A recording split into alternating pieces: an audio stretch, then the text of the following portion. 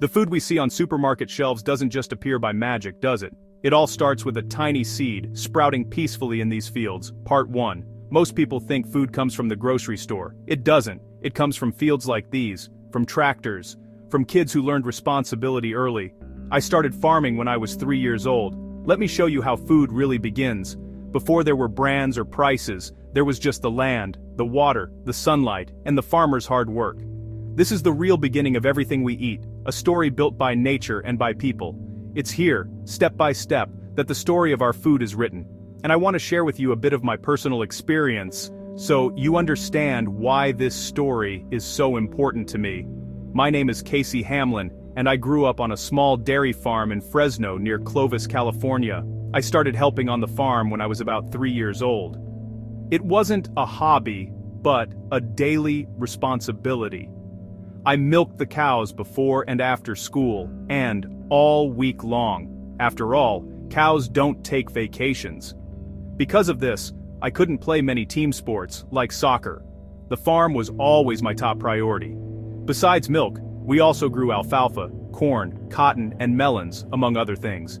Each season, the harvest depended on water, the climate, the weather, and a lot of hard work. So, when I talk about farming, whether in the United States or Mexico, I'm not talking about theory.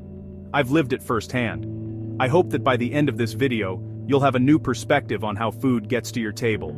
It's a story most people don't know. It's not just about supermarkets or labels. This is the story of the land, the water, the risks, and the people who make it all possible.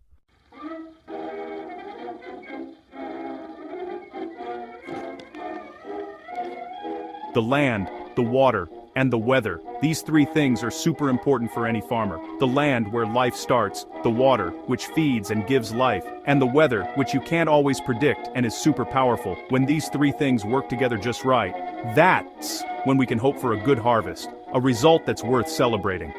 Farming is like a never-ending dance with nature. It's a team effort that never stops, following the rhythm of the seasons, the sun, and the rain.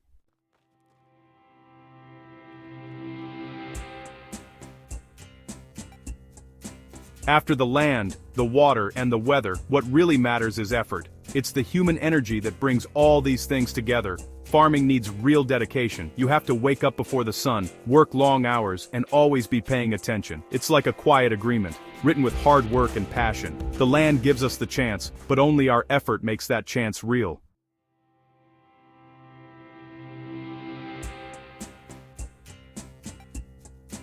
How about we talk about farming in our neighboring countries, the United States and Mexico? The long border may divide the two countries, but historically and agriculturally, they are deeply connected. At first glance, farming practices might seem quite different. In the United States, the vast plains, with fields that stretch endlessly, are impressive. They use giant machines and cutting-edge technology, like the center pivot irrigation system, which spreads water evenly, creating circular fields. It's a method of large-scale farming that makes machines work as well as possible. This system feeds the world and shows the industrial tech power of the US. In Mexico, the landscape is a bit different. Here, we find many small fields, and it's common to see terraced farms along mountains and valleys. Many places keep traditional farming methods, which are suited to the local environment.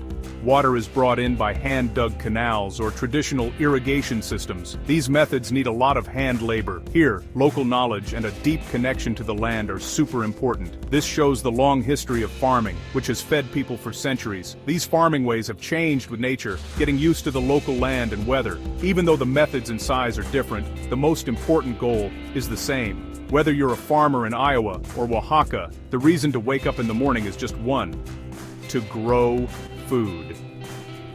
Farmers in both countries face similar problems. They are always worried about when it will rain, if the soil is healthy, and when they can pick their crops. Farmers in both countries feel responsible for their crops and for the people who will eat them. Even though the tools and the size of farming might be different, the true meaning of farm work stays the same. Farmers in both countries work very hard to grow things and bring life to the land. This shared goal connects them much more strongly than the lines on a map. The food systems of the two countries are closely linked. Foods grown in Mexico often end up on American tables. and technologies made in the US are used by Mexican farmers. Crops, knowledge, and the hard work of people are always moving around. In this video, we're going to look at these similarities. We'll look past the clear differences to find the common things that bring farmers from both countries together. This isn't a story about differences, but about two similar paths moving towards one main goal: growing food and feeding everyone.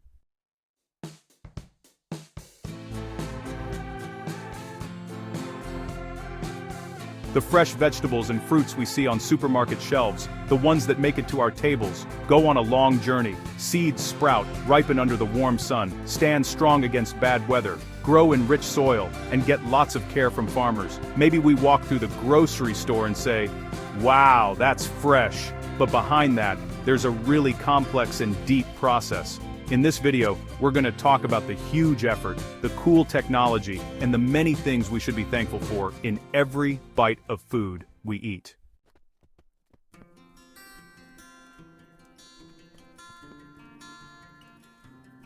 Every crop takes root in the earth. The soil isn't just dirt, it's the living skin of our planet, and the soil of each farm has its own special way, its own quirks, just like people do. Farmers treat the land like a longtime friend. They know exactly what it needs, taking care of it with love for future generations. The soil is a quiet, essential partner throughout the entire farming journey.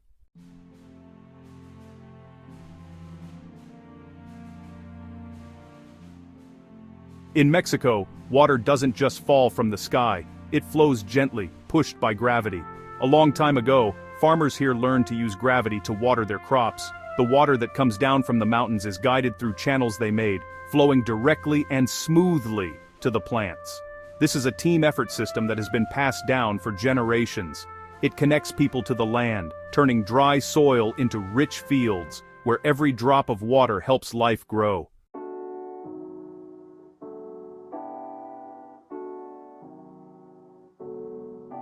These canals are as important to farmers as veins are to our bodies. They need constant care, clearing out mud, pulling weeds, and using small barriers to guide the water just right. This work often involves the whole community, not just because it's an old tradition, but also because it helps everyone feel connected. It's through carefully looking after these dirt canals that the fields keep getting fed, bringing new life with every harvest.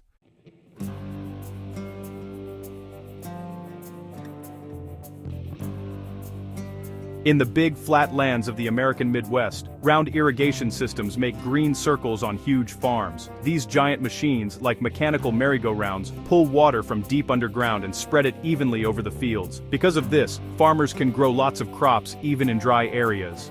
The old farming question of how to get water to the land is answered by these modern machines.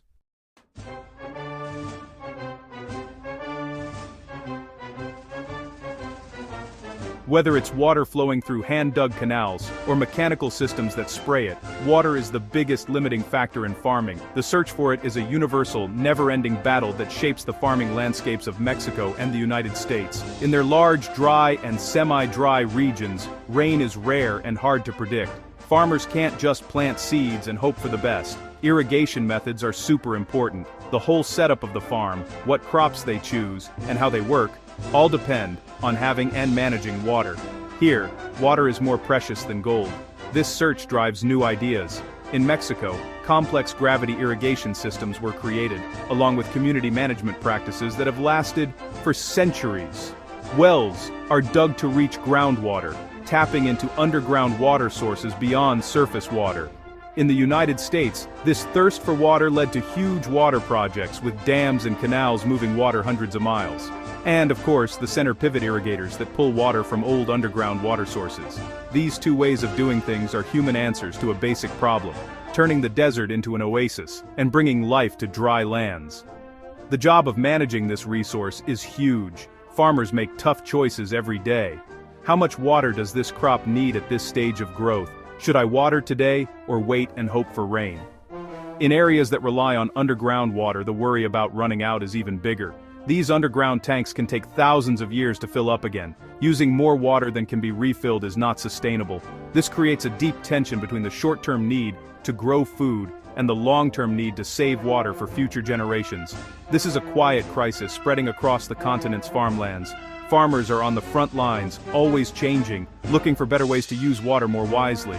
They use soil moisture sensors to know exactly when to water. They are putting in drip irrigation systems that deliver water right to the plant roots, cutting down on waste. They are trying out crop types that can handle dry conditions. The search for water isn't just about finding more water, it's about doing more with less. The search for water isn't just about finding more water, it's about doing more with less. It's a high-stakes effort that needs creativity, vision, and a deep respect for this limited but super important element.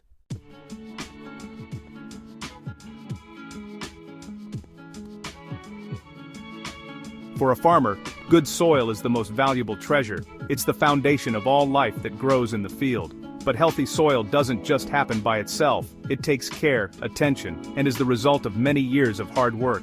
Since ancient times, farmers knew they needed to give back to the land as much as they took from it. Crop rotation, for example, where different plants are grown one after another in the same field, helps keep the balance of nutrients in the soil. Growing legumes like beans or alfalfa naturally makes the soil richer in nitrogen. This means less need for chemical fertilizers. These old ways have been passed down from parents to children to make sure the land stays fertile.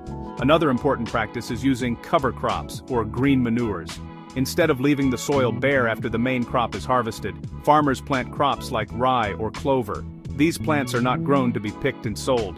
Their purpose is to protect the soil.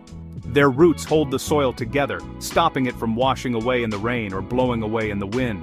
When these cover crops are mixed back into the soil, they give back important organic stuff, make the soil structure better, and help it hold more water. This makes the land richer and more fertile overall. It's like giving the soil a cozy blanket and a healthy meal. Nowadays, there's a growing interest in ways that disturb the soil as little as possible, like no-till farming or conservation tillage. In old-fashioned farming, the soil was plowed and prepared before each planting. While this made the soil easier to plant in, it could also mess up the natural balance in the soil, leading to erosion and losing organic matter. With no-till farming, farmers plant new crops directly into the soil with the leftovers from the previous crop still there. This means less disturbance to the soil, allowing it to build a good structure, let water soak in better, and store more carbon. It's like farming trying to copy the natural things that happen in a meadow or on a forest floor.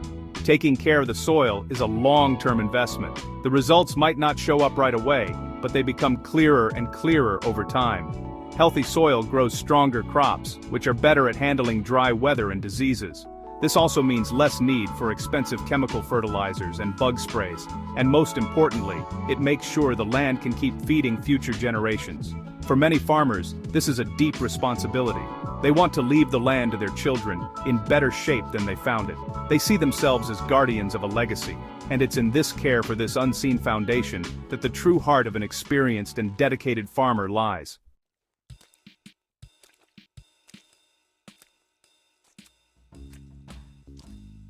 When we look at how farms in Mexico and the United States get water, we see two very different ways of doing the same thing. The old-fashioned gravity irrigation systems in Mexico show a great community spirit and how good they are at making things work. There, water is seen as something everyone shares, and the whole community works together to get it to their fields. This system uses the sloped land to bring water to the fields in a simple, natural way. This takes a lot of hard work by hand and everyone pitching in. Farmers put in a lot of effort to water their fields directly. This creates a strong connection between the farmer, the water, and the land that gets it. On the other hand, in the United States, especially on big farms, we see a way of doing things that focuses on one person and high-tech tools. With center pivot systems, one farmer can give exact amounts of water to a very large area. This way of doing things needs a lot of money, fancy machines, and power to pump the water. The main goal here is to grow as much as possible. While these systems help grow a lot of crops, sometimes they make farmers feel less connected to the water. The water, pumped from underground and controlled by computers or phones, is rarely touched directly. It's hard to say which way is better. Both have grown over time because of the history, money, and natural surroundings of each place. Gravity irrigation is simple and dependable, great for small farms with different crops or on sloped land. Center pivot irrigation fits perfectly with big farms, on huge, flat fields. Both ways have their good points and bad points. Community ditches can cause arguments over who gets to use the water, and the deep wells that feed center pivot irrigation can dry up underground water. Any system, to work well, needs skill, knowledge, and careful handling. Comparing these two ways shows how clever and flexible farmers are in their own situations. They use the tools and knowledge they have to solve farming's most basic problem, bringing land and water together to grow food. Even though these systems look very different on the outside, they are, deep down, solving the same basic problem. In a world where water is getting scarcer and more people want it, there's a lot to learn from both. Mexico's community spirit and the US's tech smarts offer important lessons for the future of farming in a time of limited water. In the end, the goal is always the same: to make every drop of water count.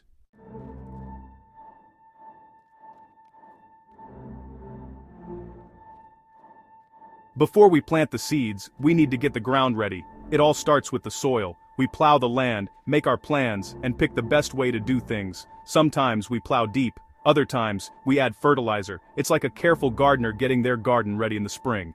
All this hard work is to make sure we have a big harvest later.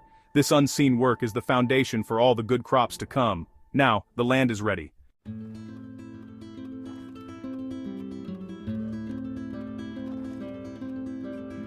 Planting seeds is like planting hope. Farmers with care and dedication place each seed in the ground. From ancient times until today, farmers all over the world share the same hope as they get their fields ready, plant their seeds, and wait for them to sprout. Now, the earth is ready for the quiet miracle of growth to begin.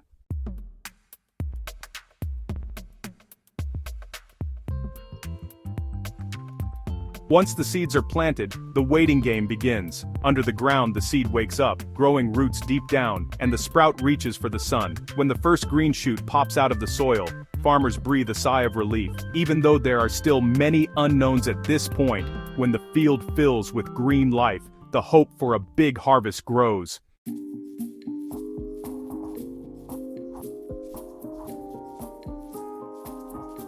As plants get bigger, the farm field starts to look more organized. Those long, straight rows show how much thought the farmer put into everything. Because of these rows, every plant gets enough sunlight and wind. It also makes it easy to water them, do work by hand, or use machines. This helps the plants grow strong and healthy. In the end, we see a picture full of life and order, made by both people and nature working together. It's like a Renaissance painting, where everything is perfectly in its place.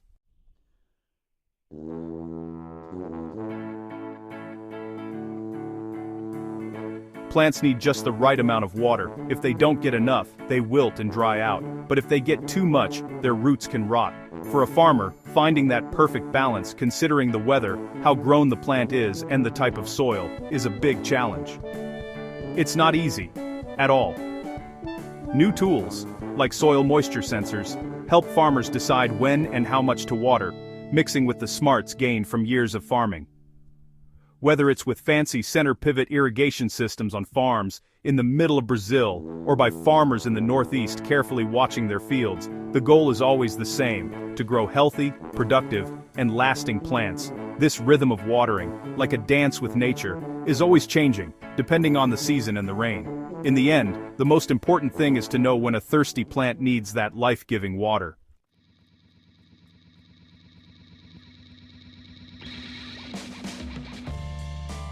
The sun is the most important power source for the fields. Leaves, like tiny solar panels, turn light energy into sugars, which are super important for plants to grow. To get the most out of this energy, farmers carefully choose how to get the soil ready and what kinds of plants to grow. Even though they can't move the sun, farmers try hard to make sure plants get as much sunlight as possible. They do this by planting at the right time and taking good care of the leaves. A healthy field is like a living engine, quietly turning sunlight into life. No matter how much you water or fertilize, nothing is as important as the simple but super key process of leaves turning towards the sun.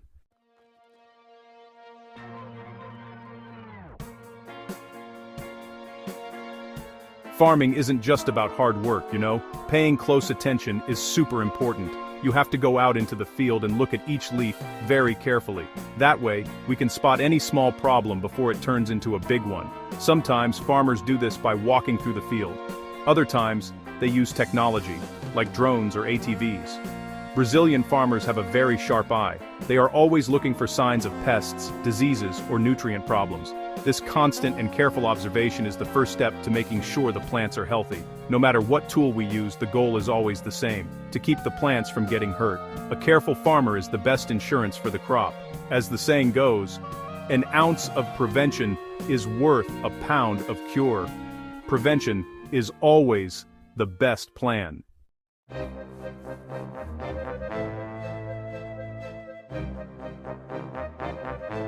Weeds and pests have always been a big headache for farmers. They steal food from the crops or hurt them directly. Farmers pull weeds by hand, use machines, and sometimes spray special bug killers to control pests and weeds. The most important thing isn't to get rid of them completely, but to find a balance with nature. For smart pest and disease control, we need to mix old, proven ways with new science. For example, picking strong plant types or letting helpful bugs loose in the field. And bug killers should only be used when we really need them. Our goal is to keep pests from doing too much damage to the crops, not to wipe them out completely. Every field is like a battleground against pests and diseases, but with the right tricks, we can win this fight. After all, protecting crops means living in peace with nature.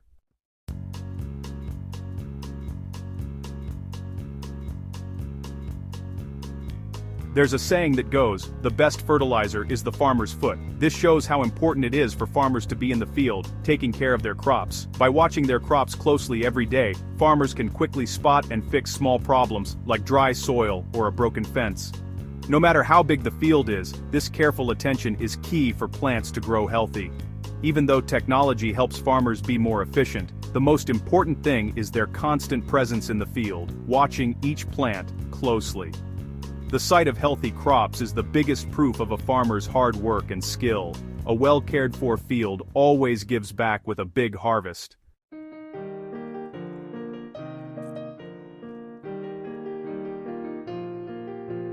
You know, plants are always talking to us, through their leaves, stems, and how they grow. A farmer with a lot of experience can read many clues in these talks. A yellow leaf, a droopy stem, or a strange color, all of these can mean something isn't right. This quiet language tells us when plants need fertilizer, a special treatment, or even a little extra hug. It's almost like being a detective, right? It takes careful looking, experience, and a bit of a gut feeling, like a Sherlock Holmes of the farm. By understanding these signs, the farmer becomes the real doctor for their plants. The best farmers are the ones who listen to their plants' stories and answer their requests with love and hard work.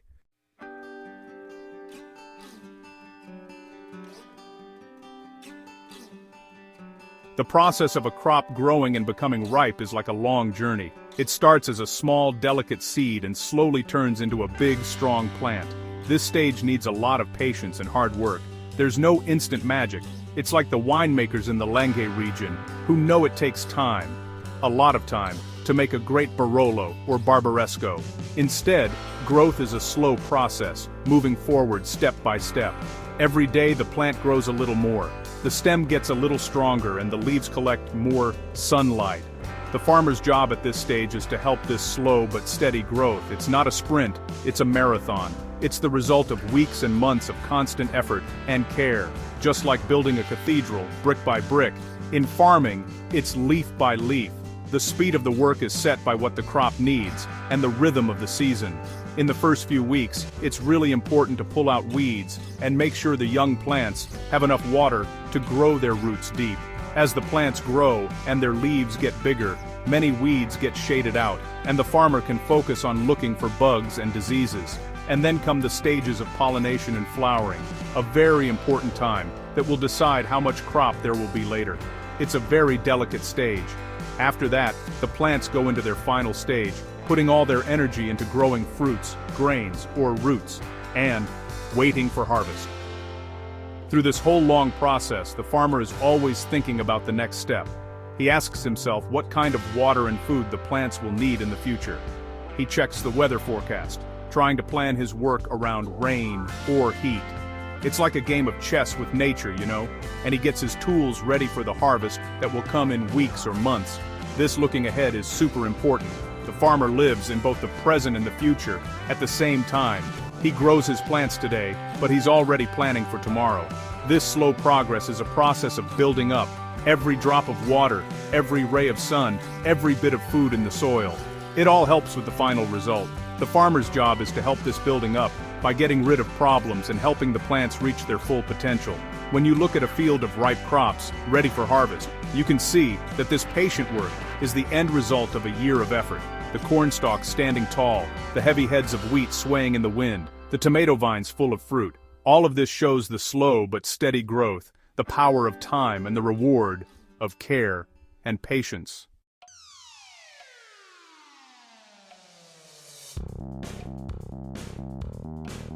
In modern farming, the tractor is a powerful and super important helper. It's like the farmer's workhorse, able to do any job. For us Brazilians, the tractor isn't just a machine. It's a symbol of our land, its strength, and hard work. The tractor brings engine power to the field, taking the place of hard work done by animals and people. It's like the Industrial Revolution when new machines changed the world. The tractor can pull and push plows, seed planters, and cultivators. It's like a god with many arms in the field, able to do any task. These days, tractors aren't just machines. They come with super advanced technology and comfy air-conditioned cabs. It's like a high-tech mobile office where you can work comfortably. Today, the tractor is an invaluable partner in farming. It's a big part of Brazilian agriculture, and without it, modern farming would be hard to imagine.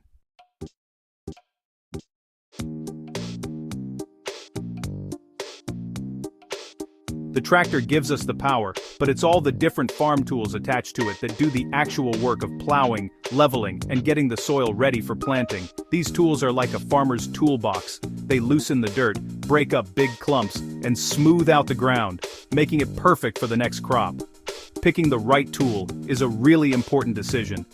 It takes experience and knowledge, a real farmer's eye, to create the best place for seeds to grow well.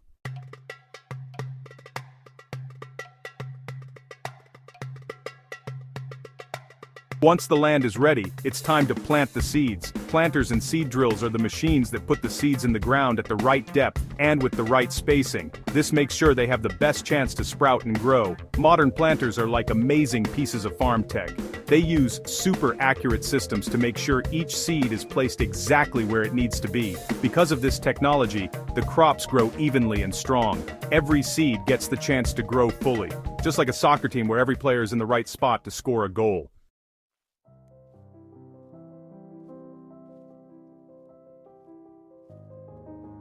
As crops grow in the field, farmers always need to watch out for weeds, pests, and diseases that can destroy their plants. On big modern farms, you'll often see machines called sprayers in action. These self-propelled machines have very long, light arms, called booms, that can cover huge areas, sometimes over 100 feet wide.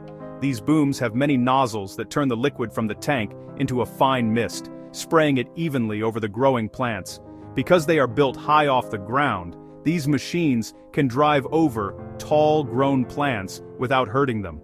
Spraying technology has come a long way, allowing liquids to be put down very carefully and only where and when they are needed. Each nozzle can be controlled by itself using a computer inside the machine. Using GPS and maps of the field, the sprayer can turn nozzles on and off automatically as it drives over different parts of the land.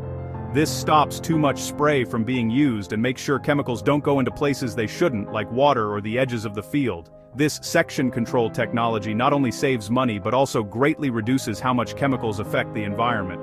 Also, sensors and artificial intelligence, AI, are being used for even more precise spraying. Some sprayers have cameras that can spot weeds in real time. The system then turns on the nozzles and sprays only the weeds. This is called spot spraying. This way of doing things can cut down on weed killer use by up to 90% compared to spraying the whole field. It's a great example of how technology helps farmers farm smarter and in a way that's better for the earth. Instead of treating the whole field, they only focus on the problem spots. While big machines are impressive, spraying can also be done on a smaller scale. On small organic farms, for example, like those you might find in Tuscany or South Tyrol, farmers use backpack sprayers to treat only the problem areas. This hand method is very precise and makes sure the liquid only goes on the plants that need it. Whether it's a high-tech sprayer or a simple backpack sprayer, the basic idea of how they work is the same. Sprayers are precise tools that protect crops, helping farmers defend their plants from threats that could wipe out an entire harvest.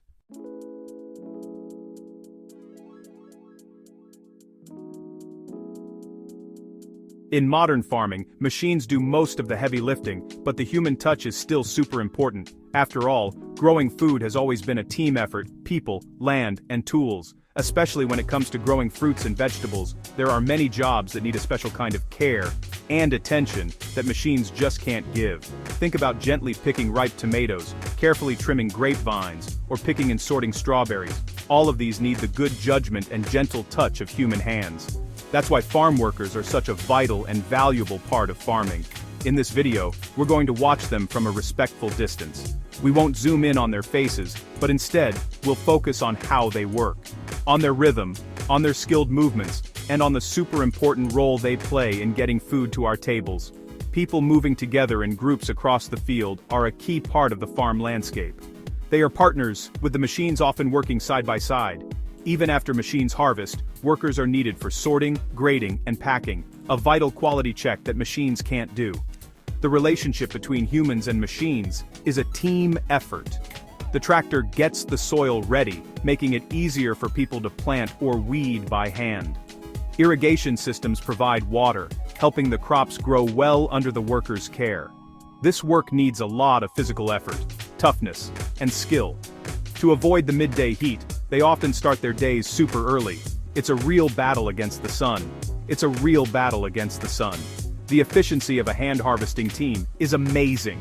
With experience and talking to each other, everyone works together in perfect sync. They are experts in their field, with a deep understanding of plants. This shows that they are a key part of farming, and that technology doesn't get rid of human work. It just changes what kind of work it is. Whether it's the farmer driving a modern GPS-guided tractor, or the worker gently picking a delicate fruit, both use their special skills for the same goal. They are partners on the long journey from the field to our plates. Whether operating machines or using simple tools, whatever the task, their strength keeps the whole system going.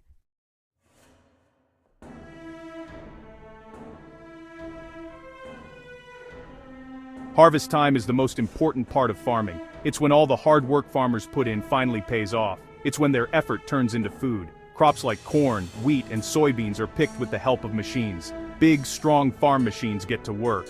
A combine harvester, as its name tells you, does many harvesting jobs all in one machine. It cuts the crop, separates the good grains from the unwanted stuff like stems and leaves, and then puts the clean grains into a big storage tank. Seeing a combine harvester work today is really amazing. The power and how well it works are incredible. It's like watching a fancy German car, a true wonder of engineering, but in a field. Just one of these machines can harvest many acres in a single day. A long time ago, this would have needed a whole village to do. It might seem like magic, but it's German engineering at its best, just as fancy as the cars we love. At the front of the combine, there are special parts made for different crops. A corn head has snouts that pull the plants into the machine, while a grain platform has a long cutting bar for wheat or soybeans. The machine sucks in the whole plant, and then uses spinning parts inside, screens, and fans to completely separate and clean the grains. This process happens smoothly and without stopping, like a well-oiled machine. As the combine moves through the field, its grain storage tank slowly fills up. When the tank is full, a tractor with a grain cart drives up next to the combine, moving side by side. The combine operator extends a long unloading tube, called an auger, and continuously empties the harvested grains into the grain cart. This is a perfect example of European efficiency from Italy. This lets the combine keep harvesting without stopping, getting the most work done during the short and important time when the crop is just right. The grain cart takes the grains to the edge of the field, where it unloads them into trucks that will take them to storage places or grain elevators. Machines doing the harvesting has greatly changed how much food we can grow and how fast we can do it. It's like comparing a horse-drawn cart to a high-speed train. Because of this, we can see amazing sights like the huge golden wheat fields in the American Midwest. And of course, we have many beautiful landscapes like that here in the countryside of Brazil too. These machines are the best in farm technology, the result of hundreds of years of new ideas. We can call them masterpieces of German engineering. They are the giants of the field, strong tools that help us get huge harvests. What used to be a slow, hand-done job has now become a fast, high-tech operation. It's the powerful end of the crop's growing cycle.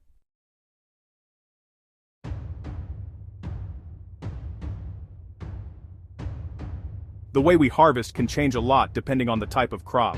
While big machines make harvesting grains super fast and easy, delicate fruits and vegetables still need to be picked carefully by hand.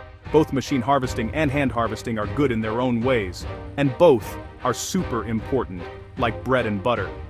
When these two ways of harvesting work together, our tables become a real feast, like a big holiday meal, full of an amazing variety of fresh foods.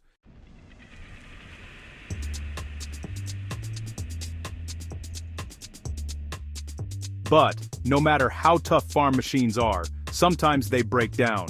These metal helpers are made of thousands of parts, and with constant work in dusty, bumpy fields, wear and tear is bound to happen. A breakdown during important times, like planting or harvesting, can be a huge problem for a farmer, costing them time and money. That's why keeping machines in good shape and fixing them are super important jobs in farming. Keeping these giants running smoothly takes constant care all year long. This means not just skill and knowledge, but also being ready for anything. Being a farmer often means also being a mechanic. During the off-season, especially in the long winter months, farm workshops are buzzing with activity. It's the perfect time to do the most important maintenance and repairs. Machines like combines are brought into the workshop and sometimes even taken apart a bit. Bearings are checked and greased. Belts and chains are checked for wear and tear, and replaced if needed. Blades are sharpened or swapped out. With a checklist, farmers and mechanics make sure every part of the machine is in perfect working order. This kind of preventative maintenance helps avoid long and expensive breakdowns during harvest, and even when they're working, daily maintenance is key. Every morning before the day starts, farmers do a routine check, walking around their tractors or combines. They check all the fluid levels: oil, coolant, hydraulic fluid, and of course, they look for any leaks. Tire pressure is always on the list too. All the moving parts that need daily greasing get their careful dose of grease. Air filters are cleaned to make sure the engine breathes well. These daily checks are like a pilot's checklist before a flight. They might seem small, but they're super important for a safe and efficient workday. This same care goes for all the tools on the farm. Shovels are cleaned, and plow blades are painted to stop rust. Small engines are also repaired. Being able to fix machines is a must-have skill for any farmer. When a machine breaks down in a faraway spot, there's no time to wait for an expert. Often farmers have to figure out and fix the problem themselves, using their own tools and spare parts. This deep understanding of machines and self-reliance are hidden, but super important, parts of farming. The partnership with machines goes beyond just driving them. It's a relationship of deep understanding, careful upkeep, and a whole lifetime of living together.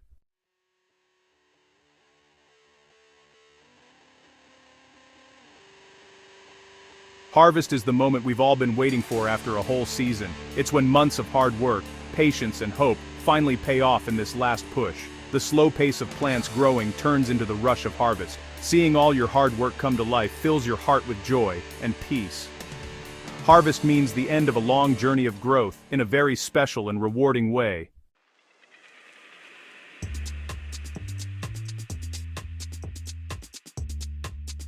The harvest is a real race against time. There's a short, perfect window for harvesting each crop, and the weather can be the farmer's biggest enemy. Farmers need to use every hand, every machine, working day and night to avoid losses caused by bad weather or unexpected delays. The tension is real, like harvesting asparagus in the spring. Every hour counts, and a whole year's work can depend on this moment. This intense harvest period is super important for getting back the money they put in.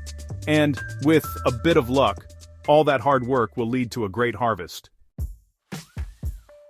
For the farmer, the harvest is the biggest test of a whole year's sweat and effort. The amount of crop, how much grain is produced, and how much hard work was put in, all of this shows the result of the season. A good harvest is the reward for all that hard work. And it's also a sign of a new beginning. It's the foundation to support the family and get ready for the next crop. This process happens every year, and it's the biggest force that drives a farmer's life.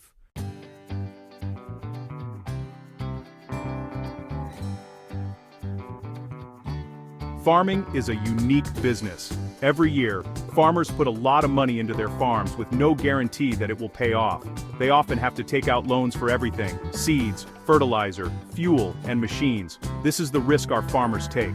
They rely on their skills, their machines working right, and most of all, on nature. Every day, every hour, farmers carry the weight of this risk as they grow their crops. The harvest is when all that hard work shows up. Risks are everywhere, and they come in many forms. A long, dry spell can cause crops to die, turning what could have been a good year into a big loss. Just a few minutes of hail can wipe out a whole year's work. An early frost in the fall can damage crops before they are fully grown. Diseases can spread through the field, or bugs can eat up the whole harvest. These are all things farmers can't control, or have very little control over. Even if they do everything right, things outside their control can lead to failure. Besides natural risks, there are also money risks. The price farmers sell their crops for is often set by a worldwide market, which changes a lot. Even if farmers have a record harvest, prices might be so low that they don't even cover their costs. They don't set the price, they take the price, meaning they have to accept what the market offers when they sell. This adds another layer of uncertainty to this job. A big harvest in the field doesn't always mean success in the bank.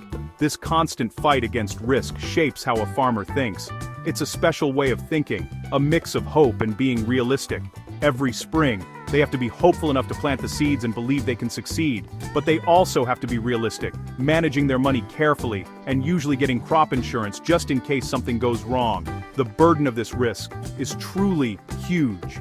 It takes strength, bravery, and the ability to accept that not knowing what will happen is a big part of life. This is part of the quiet, often unseen responsibility of feeding the world.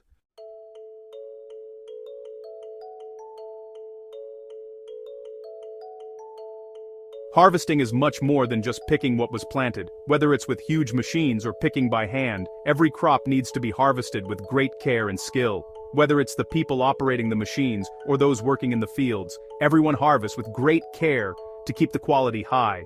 This is the only way the taste and freshness get from the farm to our table. It's this work, which we often don't see, that feeds us every day. So, shouldn't we thank everyone who puts so much effort into this process?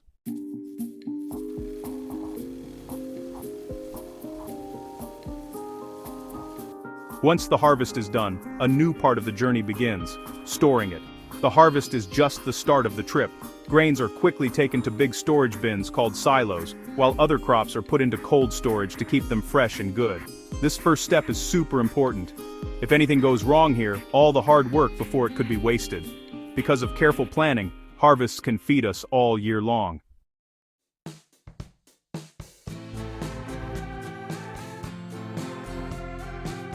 A farmer's job isn't just hard work, it's a promise to the land and to society, and the huge job of feeding all of us rests on their shoulders. But we, the people who buy food, also share in this job. Our choices and how careful we are with food, like not wasting it, are super important and affect the whole system. Farmers and the people who buy food are like partners working together. From the farm to our plates, they support each other and move forward hand in hand.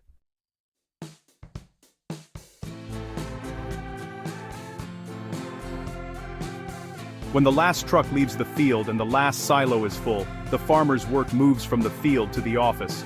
This is where the unseen farm accounting happens. It's time to settle the year's accounts. It's not just about weighing the year's harvest, but about giving it a value. The farmer has to add up all the costs from the year: the seeds, the fertilizer, the pesticides, the fuel, the insurance, the repairs. All of it started as a debt months ago. And against these costs are the earnings from selling the harvest. This accounting work is just as important as working in the field, because it's what shows how profitable the farm is, and affects if it can keep going in the future.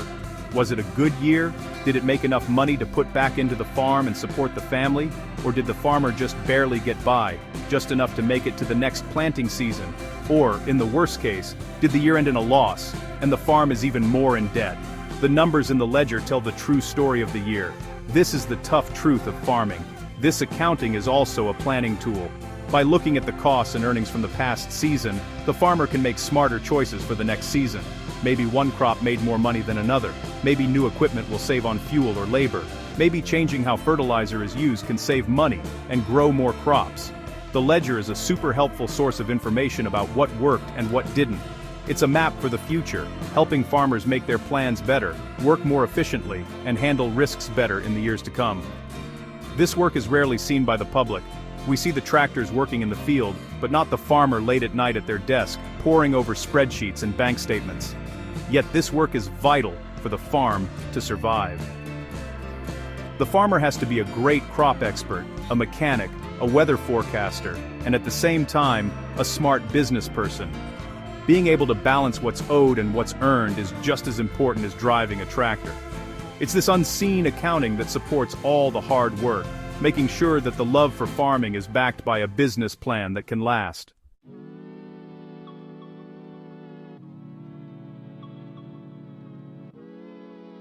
After the harvest, when all the machines are gone, a deep quiet settles over everything. Farmers look at the empty fields and let out a big sigh, and thankful for the land, the rain, and the sun, they think about the year that just passed. In this calm moment, farmers finally breathe a sigh of relief, feel proud of their hard work, and remember their strong connection to the earth.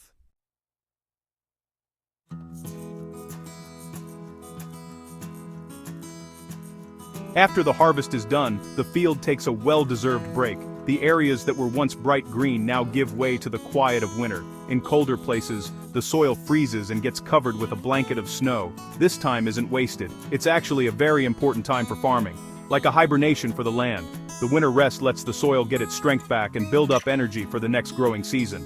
The freezing and thawing makes the soil better, like a natural fluffing up. When spring comes and the snow melts, the water from the melting snow becomes a precious resource for the next crops, just like the much-needed and vital rain that falls on crops in the Northeast. The field doesn't die, it just rests, like a bear hibernating in its den. During this time, farmers' routines also change. Unlike the busy pace of planting and harvesting, winter brings slower, more detailed work. Farmers plan for the next year, order seeds, go to farming meetings, and most importantly, fix and take care of their machines. While the farmers' workshops are busy, the fields stay quiet. This change gives farmers time for physical and mental rest. It's a time to get back energy from the busy season and get ready for the next one. The sleeping field seems to hold secrets and hopes for the future. Under the snow and frozen soil, the chance for new life hides. The tiny living things in the soil, even if they're not active, are still alive. The leftover parts from last year's harvest slowly break down, making the soil richer for new plants. Giving the field a rest during winter is a very important part of farming that helps the environment. Just like leaving land unplanted, which is common on small farms in Brazil. Just like people and animals get better with rest, the soil also needs this break to stay fertile and healthy for a long time. It's the quiet and patient waiting time in the farming cycle. Looking at the sleeping field, farmers understand that it's not an end, but just a short break. They see the hope of spring, the chance for a new beginning. The cycle of land, water, time, and effort will soon start again. The empty field is like a blank canvas, waiting for farmers to paint the story of the new season. This time of rest is the quiet end of the harvest season, a much-needed peace before the song of growth echoes again. It's proof of farming's never-ending cycle, which keeps renewing itself, just like nature's constant cycle.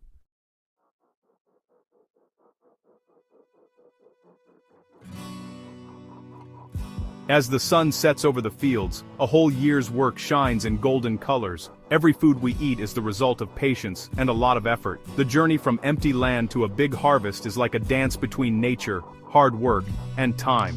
Before it gets a label or a brand, food is made from countless small acts of work, done day after day, under the sun.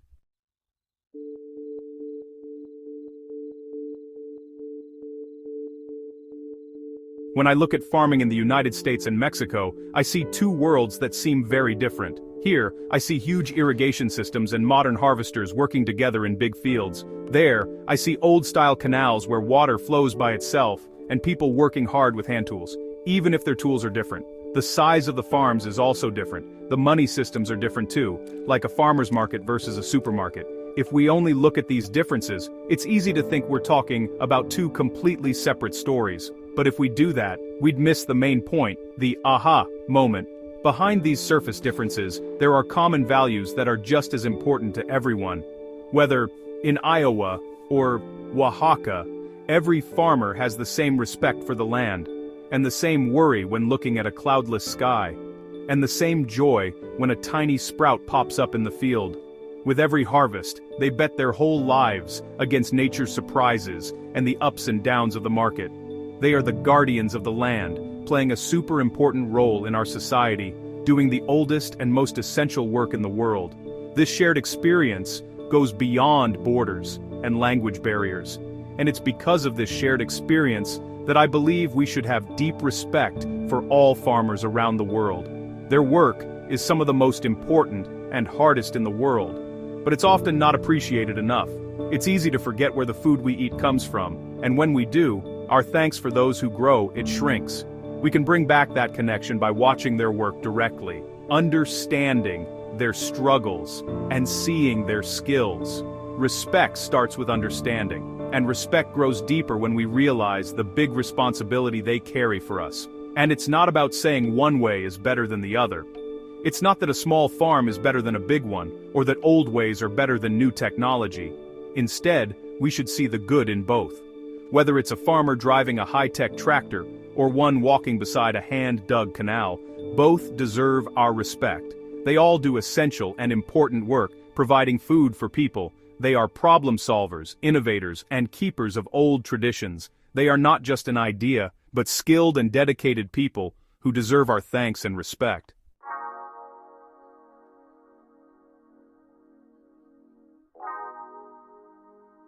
And so, the story comes to an end. The harvest is done, and the fields are empty. If you like this video, your support means a lot. If you can, please give it a thumbs up, subscribe to the channel, and share this video. Subscribing is free and doesn't cost anything. Channels like mine can only grow with watch time, likes, and subscribers. If I don't get 1,000 subscribers, this video can't make money, and even if I do, watch time is still super important. If you can support me in another way, I'd really appreciate it. You can buy me a coffee using the link below. There's no pressure, but it would really help me keep making helpful videos for you all. Just like seasons end and the sun goes down, the big cycle of farming starts all over again. The end of one harvest is just the start of planting new seeds. Even when the fields are sleeping under winter snow, farmers are already planning for spring. They order seeds, look into new kinds of crops, and get their tools ready. The story of farming is really a never-ending story. It's a tale that keeps being told and retold as the seasons change. The cycle of rest and work, of planting and harvesting, doesn't have a last chapter. This video is just a snapshot of one season. We saw the whole process, from the empty field to the big harvest, but that's just part of a much bigger story. What will the next season bring? Lots of rain, or a dry spell? Will new machines change how things are done? Will farmers try new ways to save water, or make the soil healthier? The answers to these questions haven't been written yet. The story is always changing, and farmers are still writing it in their fields, with the choices they make. The story is also written by the tough things nature throws at them. This story, on purpose, has an open ending. There's no sudden stop or a final summary. I just want to leave you with the calm and thoughtful view of this empty field. It's an invitation to think about the cycle. This field is empty now, but it will be the stage for new growth. The story will go on, and new risks, new challenges, and new wins are waiting for us. Spring will come again, summer will come again, and fall will come again. To catch these never-ending chapters, I'll keep putting out seasonal videos. We'll explore winter work, spring planting, and summer growth. So, I'll end this story here, with the quiet strength of the land, and with the forever promise of new life. The story of food will keep going. It will be told over and over, in different places, and in different lands. For now, let's close this story in the soft light of sunset. It's time to breathe after a hard harvest. It's a short break, a deep breath before another unknown season begins. The land waits. Soon, the work will start again. Before I say goodbye, I want to leave you all with a simple message. Next time you sit down to eat, take a moment to thank our farmers. Farming isn't an easy job. A bad harvest, a flood, a drought, bugs, all of these can ruin a whole year of hard work. It's honest, tough work, and without farmers we wouldn't have the food we eat today. Thank you for spending this time with me. I'll see you in the next